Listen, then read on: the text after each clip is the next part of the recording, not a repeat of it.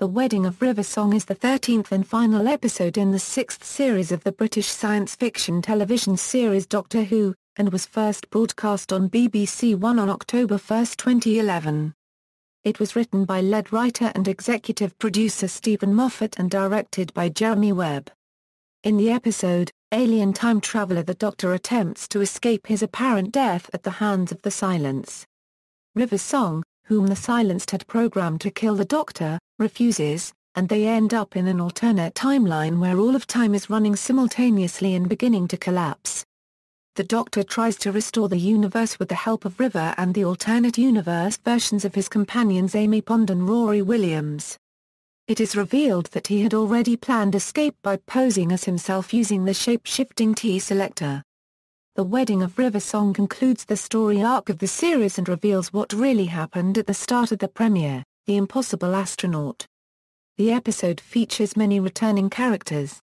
It also pays tribute to the classic series character Brigadier Lethbridge Stewart following the death of the character's actor Nicholas Courtney. One of the last episodes to be filmed for the series, production for The Wedding of River Song finished in April 2011. The episode was watched by a total of 7.67 million viewers in the UK, and received positive to mixed reviews from critics. While visual elements were praised, the characters and resolution of the episode received a mixed reception. Plot == A prequel to the finale was released online September 24, 2011 after the previous episode, Closing Time. It shows Area 52 with the clock stuck at 5:02 p.m., where Silence are kept in stasis and River Song is wearing an eye patch in the same fashion as Madame Kovarian.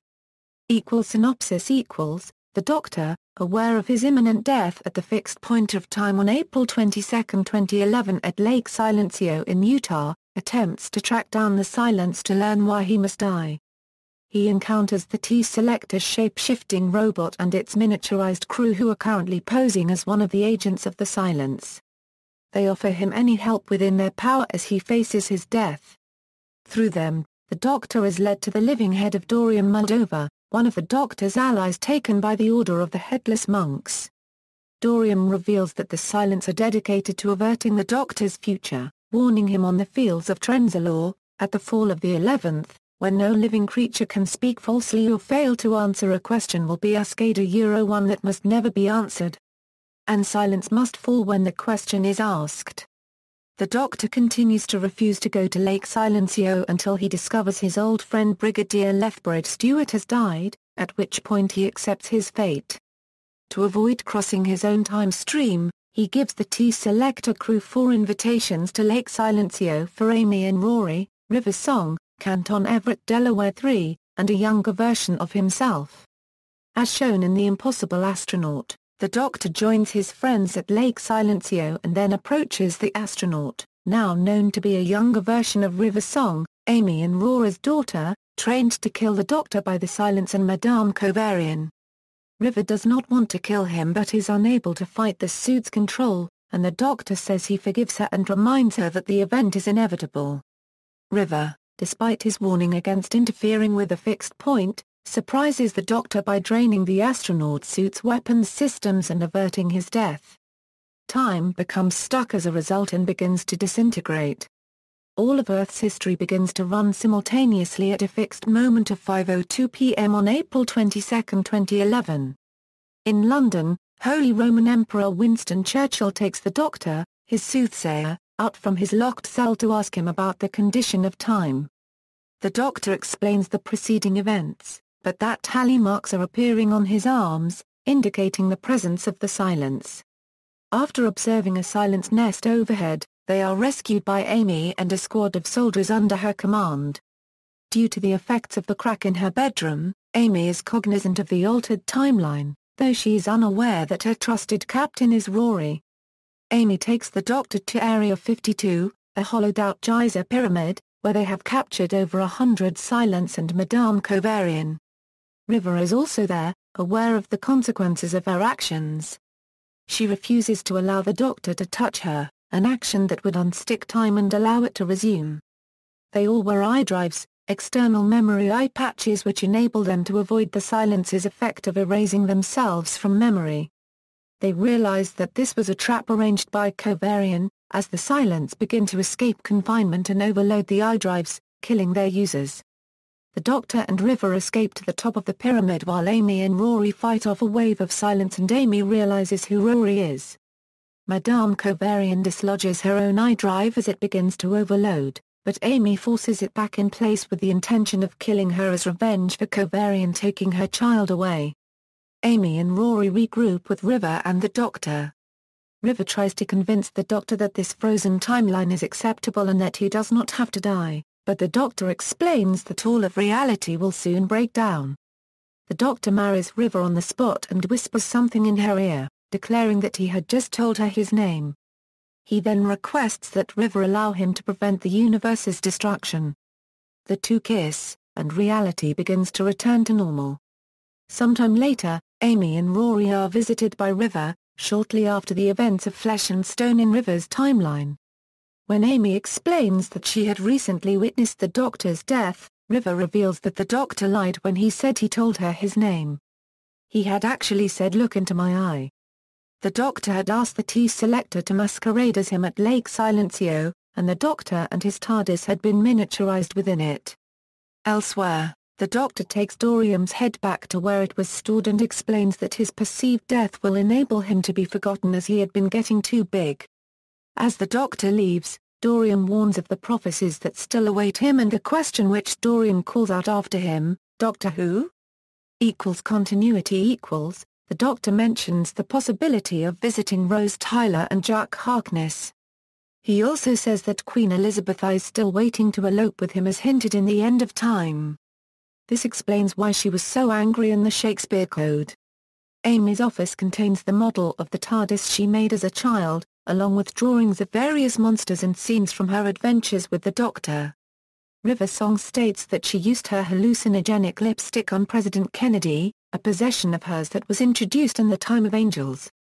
A silent calls Rory the man who dies and dies again, a reference to the many times he appears to die.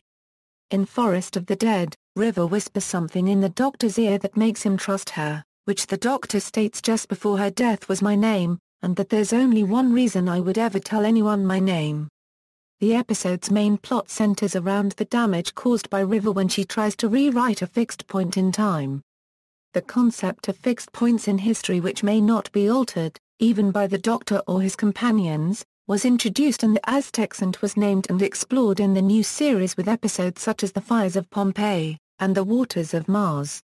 When River meets Amy for a bottle of wine, she is wearing military fatigues and says that she just climbed out of the Byzantium, and that she saw Amy there.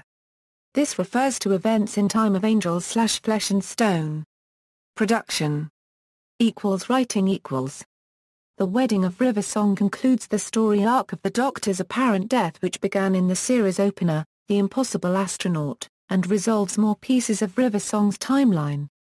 Despite this, it leaves ambiguous whether the Doctor and River are legitimately married. Showrunner and episode writer Steven Moffat described it as a big roller coaster ride of Doctor Who madness. One of the mad ideas he included in the episode, Live Chess, came because Moffat wanted to make chess a Euro, which he called one of the most boring games in the world, a Euro into a dangerous spectator sport. Originally, the script did not include the brief scene with a Dalek. Moffat had intended to rest the Doctor's most famous adversary for the sixth series. Amy's confrontation with Madame Kovarian, a scene which shows what she might have been like had she not met the Doctor, was also added into the script later. Following the death of actor Nicholas Courtney, the Doctor learns in the episode that Courtney's character Brigadier Lethbridge Stewart has died peacefully in a nursing home. Moffat said of the reference, in a story about the Doctor going to his death, it seemed right and proper to acknowledge one of the greatest losses Doctor Who has endured. Moffat has confirmed that the eye drives are also a tribute to Courtney, who wore an eye patch when playing an alternative version of the Brigadier in Inferno. Several characters reappear in the episode, including Charles Dickens from The Unquiet Dead, Winston Churchill from Victory of the Daleks, the Silurian Dr. Malloch from The Hungry Earth / Cold Blood, the Teselecta and Captain Carter from Let's Kill Hitler, and the Headless Monks and Dorian from A Good Man Goes to War. McNeice felt there was room for his character to return, as Victory of the Daleks had hinted that he and the Doctor knew each other well. Filming and effects. The Wedding of River Song was one of the last episodes filmed for the series. April 29, 2011 was the last day of filming.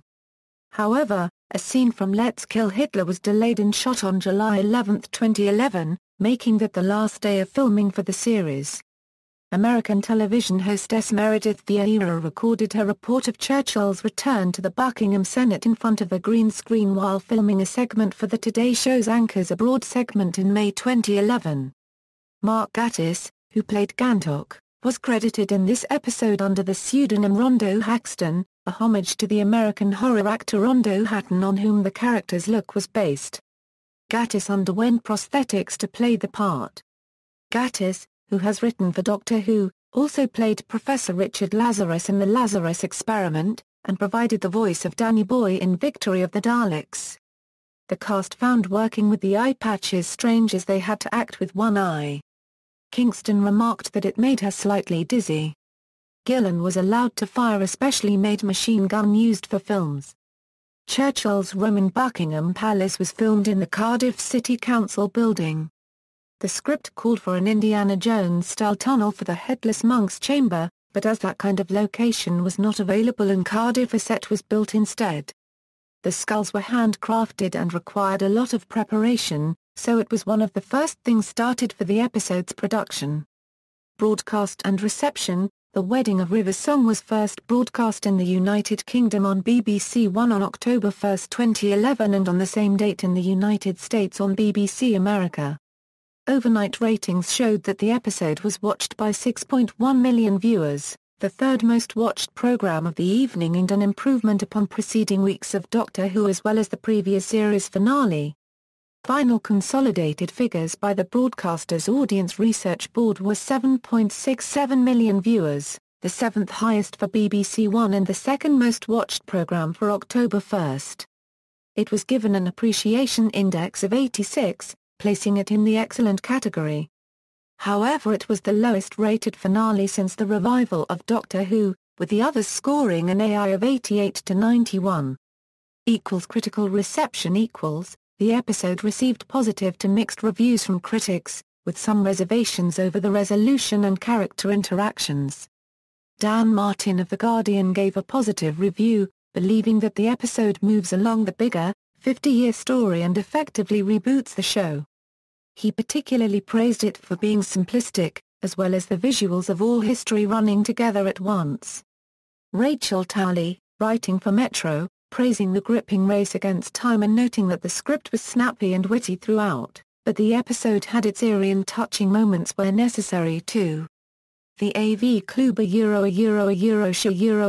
as Keith Phipps gave the episode an A, calling it pretty close to a perfect season finale for those not looking for all of the answers. Morgan Jeffrey of Digital Spy wrote, as a piece of Saturday night entertainment, it works packed full of strong performances, stunning visuals and sharp dialogue. And as the resolution to a series-long arc, it's mostly satisfactory though the episode poses as many questions as it answers. Dave Golder of SFX gave the episode 4.5 out of 5 stars, explaining that he was in conflict whether to rate it 5 or 4 stars and calling it about 9/10 a great episode. He referred to the many concepts of the episode as a sumptuous confection made mostly out of the finest ingredients, and found the Teselecta resolution a cool twist at first, but it meant the whole episode is just an elaborate version of the classic Star Trek, Voyager alternate timeline shtick complete with reset button. IGN's Matt Risley rated The Wedding of River Song 8.5 out of 10, writing it managed to tie together plot threads and character arcs without too much Deus Ex Machina predictability and with a whole host of trademark sci-fi spectacle to boot. Though he thought the wedding felt a little too rushed to leave any lingering emotional aftertaste, he praised other emotional moments in the episode and the fact that everyone thinks the Doctor is dead will help the show explore a new angle. Gavin Fuller of the Daily Telegraph called it an uneven ending. He praised it for being visually clever, and liked the way the silence were handled, but thought the Teselecta solution was a bit of a cop-out. Neil Adibnath of The Independent was displeased with the episode, calling it a brain-teaser that refused to tie up the loose ends neatly, and that as a finale it was underwhelming in terms of drama and overwhelming in terms of information. However, she praised the fact that Moffat appears to be spreading storylines over several series, believing it strengthens the show. On the other hand, Hit Fix's Alan Sapinall thought that the resolutions from the wedding on were excellent, but felt it could have done without another alternate universe, as it was similar to the previous finale The Big Bang. Maureen Ryan of TV Squad criticized the episode for having too many bells and whistles, which undermined the emotional moments, especially the wedding, which she did not believe showed that the Doctor was really in love with River. However, she did enjoy callbacks to previous episodes such as Churchill and Amy and Rory's relationship. Charlie Jane Anders of IO9 thought it was better than the previous finale, The Big Bang, as there were more answers, fun, and a satisfying resolution. However, she was critical of the reason River had to kill the Doctor as well as their relationship, and believed that Amy killing Madame Kovarian was no substitute for Amy dealing with what Kovarian had done to her child. References. External links: The Wedding of River Song at the Internet Movie Database, The Wedding of River Song on TARDIS Data Core, an external wiki, The Wedding of River Song at the BBC Doctor Who homepage.